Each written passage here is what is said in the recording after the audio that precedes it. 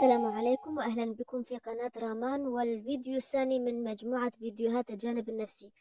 أرجو أن تكونوا قد شاهدتم الفيديو الأول وأجبتم عن جميع الأسئلة كي تكونوا جاهزين للفيديو الثاني. في بداية هذا الفيديو سوف أسرد لكم قصة رجل، ومن خلالها سوف نتعرف على أمر مهم جدا في الجانب النفسي، ألا وهو قصة رجل الدجاجة.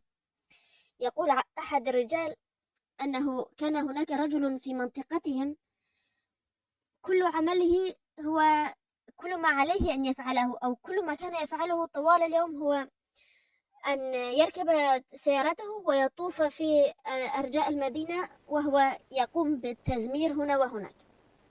وإذا أوقف سيارته في أحد المناطق أو في أحد الشوارع ينزل منها ويكون معه عربة فيها دميتين لطفلين صغيرين وصورة امرأة، وإذا اقترب منه أحدهم سوف يسمعه وهو يقلد صوت الدجاجة.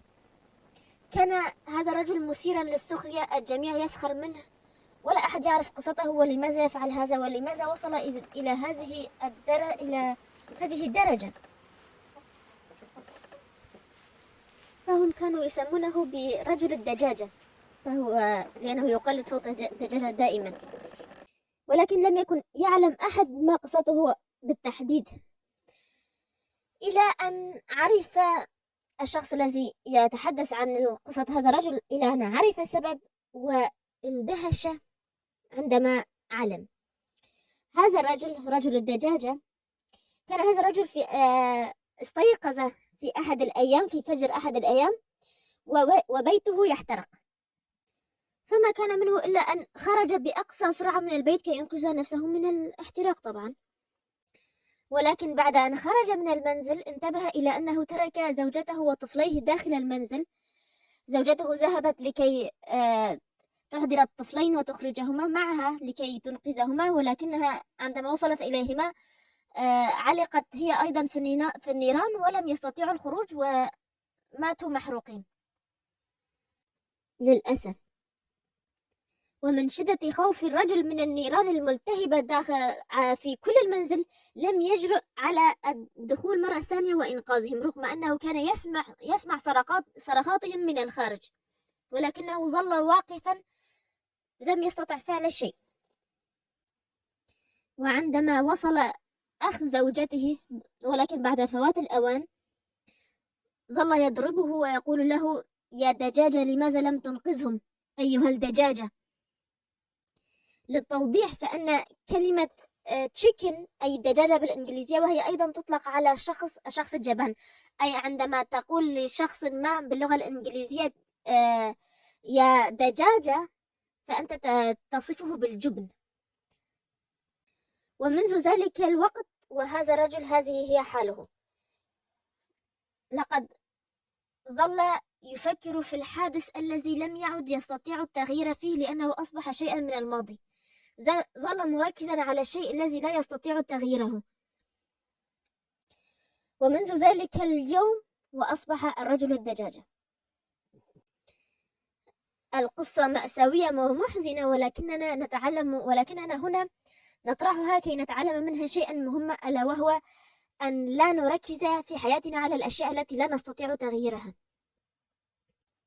ففي حياة كل منا توجد دائرة الاهتمام، وهي الأشياء التي لا نستطيع تغييرها، أشياء خارجة عن إرادتنا، أشياء حدثت في الماضي أو أشياء نحن فيها الآن ولكن نحن ليس لنا يد فيها، كالمكان الذي نولد به والشعب الذي ننتمي إليه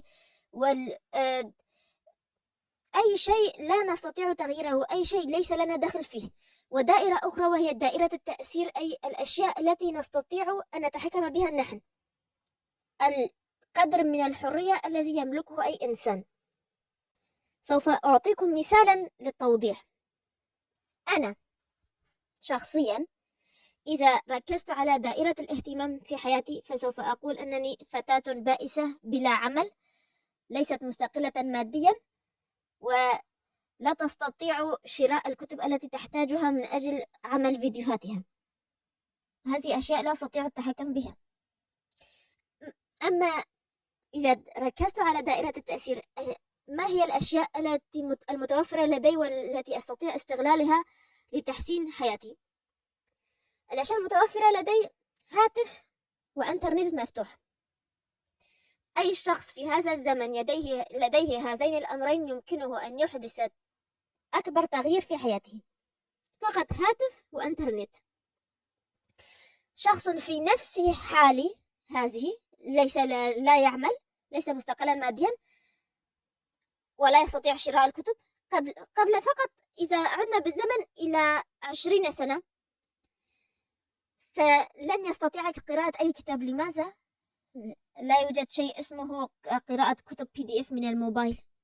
في ذلك الزمن لم يكن هناك موبايلات بهذه الحداثة. فأنا مثلا أستطيع أن أقوم بتحميل مئات آلاف بل ملايين الكتب وقراءتها بالمجان. المعرفة هذه الأيام لم تعد بحاجة إلى أن تبذل المال من أجلها. يمكنك أن المعرفة موجودة في كل مكان. فقط ما يحتاجه الإنسان هو الإرادة للحصول عليها وللحصول على ما يحتاجه بالضبط. عندما ركزت على دائرة التأثير ماذا فعلت؟ لدي حاليا قناتان على اليوتيوب، وهذه واحدة أقوم فيها بنشر تلخيصات كتب، وهذا كتابي الذي أقوم بتأليفه، عجلة الحياة المتوازنة. لأنني لا أستطيع نشره، حولته إلى سلسلة فيديوهات على اليوتيوب كي يستفيد منه الناس. ولدي قناة أخرى لتعليم اللغة اليابانية للناطقين باللغة الكردية. أقرأ كل يوم، أكتب، أتعلم أشياء جديدة كل يوم. اليوتيوب هو جامعة. أجل توجد عليه الكثير من الأشياء، من القنوات التافهة التي لا تفيد في شيء، وتوجد في جانب الآخر أيضا آلاف القنوات التي يمكن أن تغير حياتك حرفيا. قنوات لتعليم البرمجة، قنوات لتعليم الجرافيك ديزاين، قنوات لتعليم اللغات، قنوات أي شيء تريد تعلمه تستطيع أن تبحث عنه وتجده على اليوتيوب. مقاطع فيديو، سلاسل مرتبة. حتى أنني تعلمت الكروشيه في ربيع هذا العام. كان شيئا أظن أنني لا أستطيع القيام به. كنت منذ صغري أعاني من ضعف النظر، وأظن أنني لا أستطيع القيام بهذه الأمور، الأعمال اليدوية مثل الكروشيه أو التريكو. ولكن في ربيع هذا العام بحثت عن بعض القنوات، ووجدت واحدة واستمررت في التعلم من تلك القناة، وأصبحت أجيد عمل الكروشيه. هل قام أحدكم بتعلم شيء كان يظن أنه يستحيل عليه أن يتعلمه؟ إذا كنتم قد مررتم بهذه التجربة فاكتبوا لي في التعليقات. إذا ماذا علينا أن نفعل كي نغير من حياتنا إلى الأفضل؟ أن نركز على الأشياء التي نستطيع أن نغيرها، التي يوجد لنا فيها مجال. أما الأشياء التي لا نستطيع تغييرها، مثل شخص، هذا مثال قد يكون مؤلما، ولكن أي منا يمكن أن يتعرض لهذا الموقف. يخرج أحدنا من البيت وهو ربما يذهب إلى البقالة أو إلى زيارة صديق، فتضربه سيارة يصبح غير قادرا على المشي.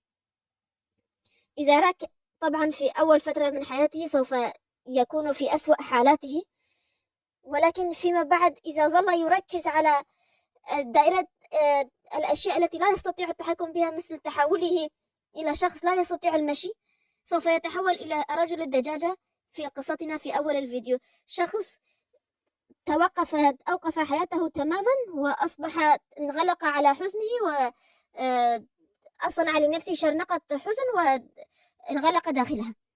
أما إذا ركز على دائرة التأثير، على الأشياء التي يستطيع تغييرها، سوف يجد أمامه الكثير من الفرص للنجاح.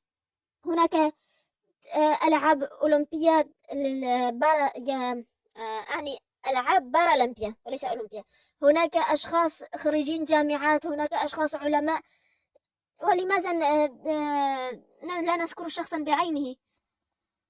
عالم الفيزياء المشهور الذي أبهر العالم ستيفن هوكينج كان شخصا مشلولا تماما، كان لا يستطيع الحديث حتى. وماذا فعل؟ لقد أبهر العالم بذكائه وبعبقريته وباكتشافاته وفي مجال الفيزياء. فقط يجب علينا أن نركز على، من المفترض بنا أن نركز على الأشياء التي بين أيدينا، الأشياء التي نستطيع أن نغيرها، وليست الأشياء التي المحتومة علينا، التي ليس بمقدورنا كبشر تغييرها.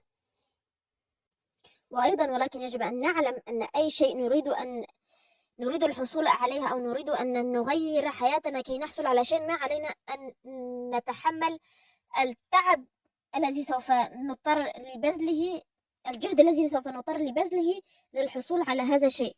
علينا أن نتقبل الجهد أيضا إلى جوار الرغبة في الحصول على شيء. فمن يريد أن يكون الأول على دفعته في الجامعة، عليه أيضا أن يتقبل الجهد الذي سوف يبذله لكي يكون الأول على دفعته. الأمر ليس سهلا، عليه أن يتقبل الجهد حتى يحصل على ما يرغب. من يريد أن يتعلم العزف على آلة موسيقية، هذه رغبته، ولكن عليه أيضا أن يتقبل الجهد الذي سوف يحتاجه حتى يتقن هذا الأمر. إذا رغبت في الحصول على شيء ما ولم تتقبل الجهد الذي يحتاجه الأمر حتى تحصل على هذا الشيء، فلن تحصل عليه. يمكنكم قراءة كتاب اسمه فن اللامبالاة للحصول على المزيد من المعلومات حول هذا الأمر. وإذا كان لديكم أي سؤال أو استفسار يمكنكم تركه في التعليقات، وسوف أترك لكم في صندوق الوصف في أول تعليق أسماء بعض الكتب إذا أردتم قراءتها للاستفادة منها في الجانب النفسي. وأيضا لا تنسوا متابعة انستغرام رامان، ننشر فيه كل جديد حول قناتنا على اليوتيوب. سوف أترك الرابط أيضا في صندوق الوصف وفي التعليقات. وبالنسبة للمعلومة المونديالية التي كنا نقدمها في نهاية كل فيديو، فقد انتهى المونديال حقا البارحة، وفازت الأرجنتين كما يعلم الجميع للمرة الثالثة. المرتين الأولى والثانية كانت في عام 1978 وعام 1986، وهذه كانت المرة الثالثة عام 2022 في قطر. والمرة القادمة في عام 2026 سوف يقام المونديال في 3 دول: كندا والولايات المتحدة والمكسيك. وللأول مرة في تاريخ سوف يشارك في المونديال 64 منتخبا بدلا من 32. لقد قامت الفيفا بتغيير بعض القوانين، وسوف يشارك من المرة القادمة وفيما بعد 64 منتخبا. هذا كان كل ما لدي اليوم، إلى أن ألقاكم في فيديو آخر. لا تنسوا أبدا ابغوا الخير للغير، لأن ما يصيبهم من خير لا ينقص من رزقكم شيئا، فخزائن الله ملأى. والسلام.